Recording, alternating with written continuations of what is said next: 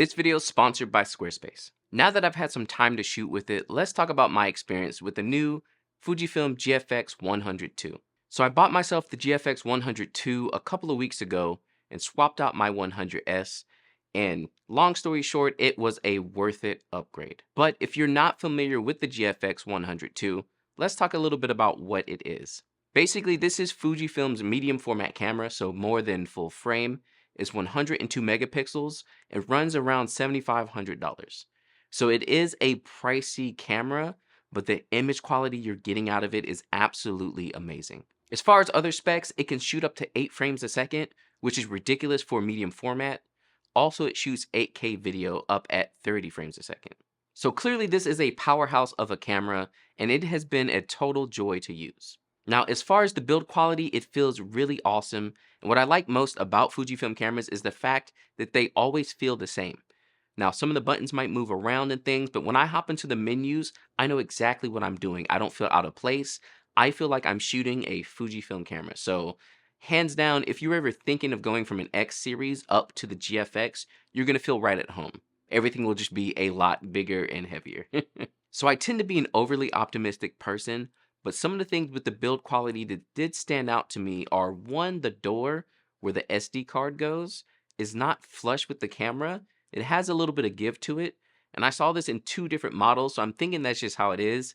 I don't think it's a problem, but I'm sure some people will see it and maybe be like, why is this moving? I'm fine with it, but take it how you will. Also, if you know, the viewfinder comes off because you can change it into a different style of viewfinder, but because of that, it doesn't sit extremely flush onto the camera. Now, this is not a huge problem. However, if you're a wedding photographer like me and you're using flashes on your camera, my biggest concern is how that heavy flash on the viewfinder that is also not flush with the camera is going to affect it. So far, I've shot 2 weddings with it. One I was a second and one I was the main, and I didn't have any problems, but it's definitely something you might want to think about if you are thinking about going to the GFX 102 for weddings. Other than that, the button layout is absolutely amazing on the camera. I love how many buttons there are, and the way I set up my camera, it works so efficiently for me.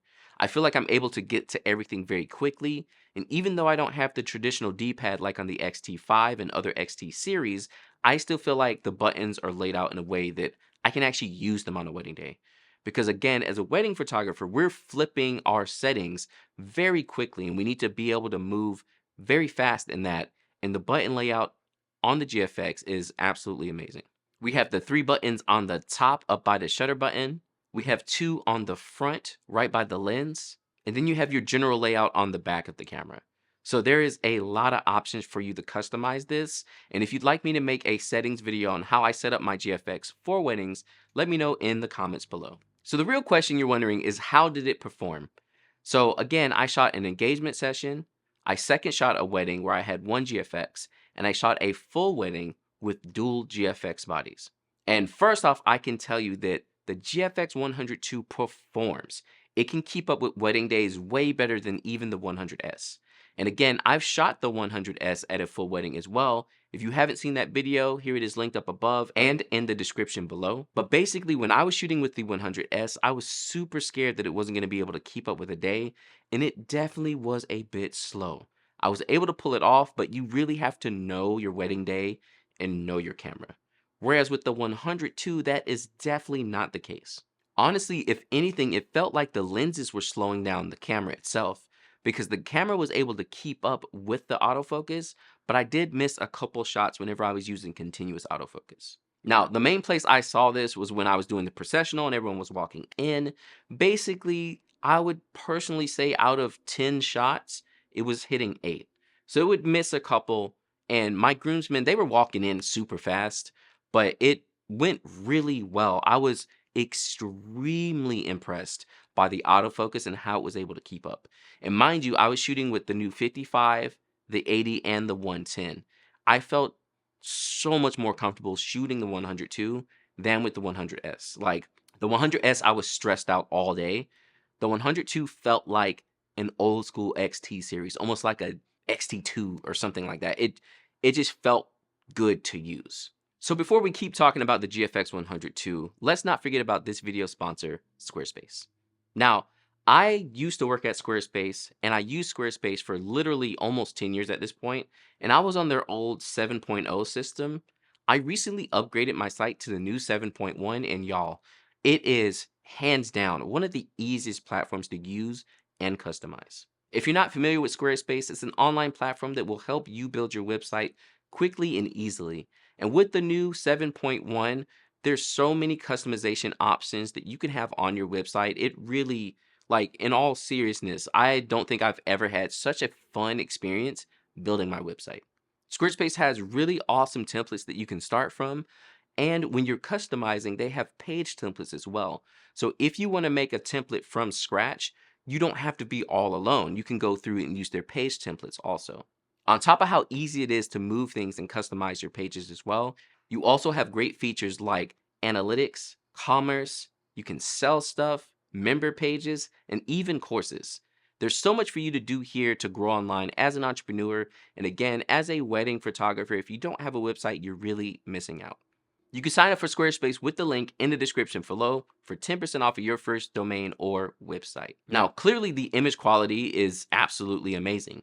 So when I second shot, basically what I did is I used my X-T5 as my wide camera and the GFX as my tele camera. And so that I wouldn't have to crop every single photo, I actually threw the GFX into 35mm mode. If you're familiar with that, basically what it's doing is it's cropping in on the sensor just a bit so that you can use full frame lenses on your GFX. However, I was still using GFX lenses, so what I was getting is basically a little bit more reach on my lenses. So the 55, which is more like a 45mm equivalent on full frame, when in 35mm mode feels like a 50. So it worked like that. And the shots came out amazing. I absolutely loved the way it performed and how it looked. And honestly, this may be how I start shooting going forward. Throwing the GFX in 35mm mode not only saves me space on my files, but then it gives me more reach so I can use the 55 and 80 because essentially they turn into a 50 and a 75 probably. If anyone knows the actual math on that, let me know in the comments below. But yeah, the 35mm mode crops in on it just a bit and it works. Now, when I shot the full wedding with dual GFX, now I was shooting it in its normal aspect ratio. For that wedding day, I used the 55, the 80, and the 110 for a little bit extra reach. And then I had my XD5 around if I needed it for the wider shots, as I didn't bring a wider GFX lens with me. And again, the image quality was absolutely amazing. Like, this thing could keep up with the day and the photos looked great. And I didn't feel like I was missing so many shots because of autofocus that I was concerned. It felt pretty normal for most cameras I would ever use. Like, sometimes you miss a shot, like it happens.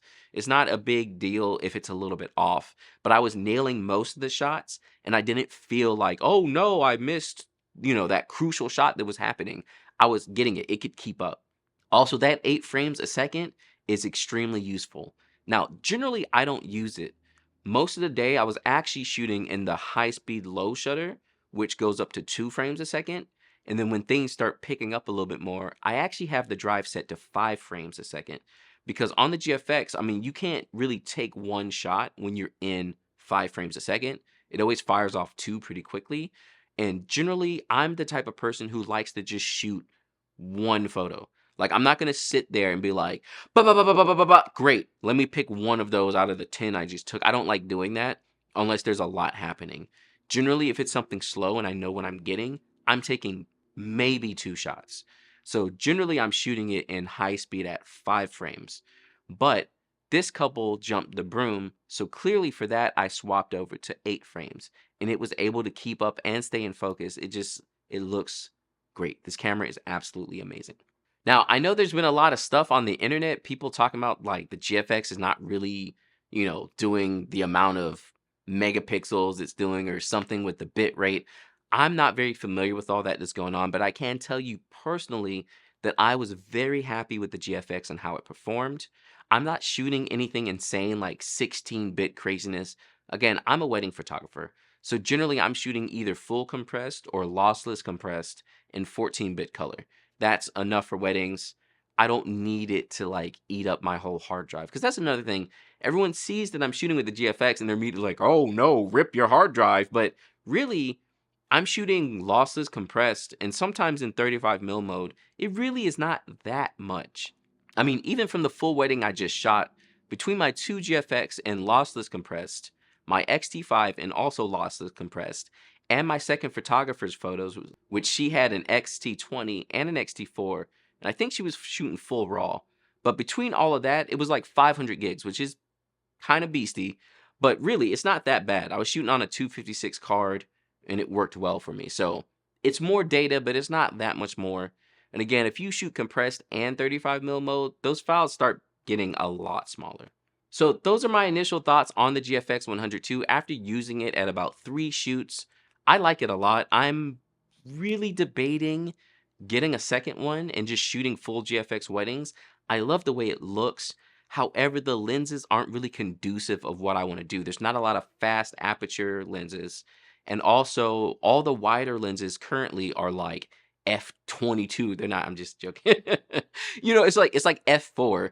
And that's not working for a wedding. We're dealing with darker situations pretty often. Really, right now, the fastest lenses they have are the 55 and the 80.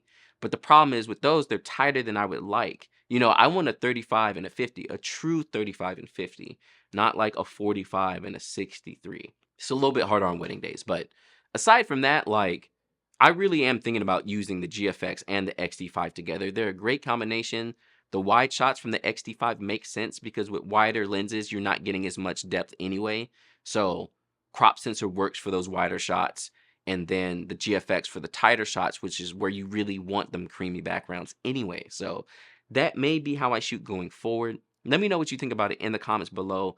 And don't forget to subscribe because I did record a full wedding day of me using the GFX 102. So if you want to see it in action and all the photos and how I handled the wedding day, don't forget to subscribe and like, and I'll catch y'all next time.